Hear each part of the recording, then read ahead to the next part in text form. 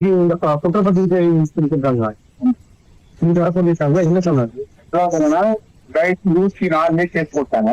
2 வருஷமா கேஸ் நடத்தி இன்னைக்கு தான் புஷ் சொல்லியிருக்காங்க. ஸோ இந்த கேஸ் வேகமா நடக்குது. எவ்ரி 4 days வந்து வாயிலா போட்டிருக்காங்க. வரக்கூடிய 13 அடுத்த வாயிலா போட்டிருக்காங்க. நீங்க வந்தவங்க காட்சி இருக்காங்க. காட்சி பாத்தீங்கன்னா கிட்டத்தட்ட பிரிண்டடா மட்டுமே வந்து 16,000 பக்கமும், அதே மாதிரி டிஜிட்டல்ல வந்து பார்த்தீங்கன்னா ஒரு 89,000 பக்கம் எழுதிக்கிறாங்க. இதெல்லாம் நம்ம என்னன்னு பாத்துக்கலாம். அது நிர்வாகி எல்லாம் என்னன்னு எங்களுடைய கம்பெனியுடைய கவுண்டரான டாக்டர் எஸ் விஜயராகவன் அவர் தான் கம்பெனிய பொருளாதாரத்தை வரத்துல எல்லாம் சுத்தா பார்த்திருக்காரு.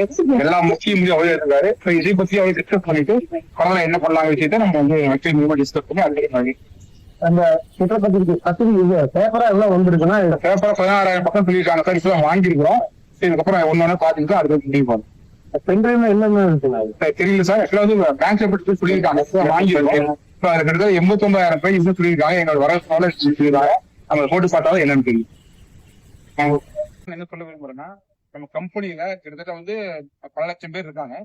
இன்னைக்கு மக்கள் எல்லாமே கம்பெனி திரும்ப வரணுங்கிற ஆர்வத்தோடையும் ஒரு எதிர்பார்ப்போடையும் காத்துட்டு இருக்காங்க. நாங்களும் அதுக்கான முயற்சியை இறங்கியிருக்கோம். சோ இன்னைக்கு நீதிமன்றத்துல இன்னைக்கு எங்க வந்து மொத்தமா என்ன பண்ணி சொல்லிட்டு ஒரு சார்ஜ் கொடுத்துருக்காங்க.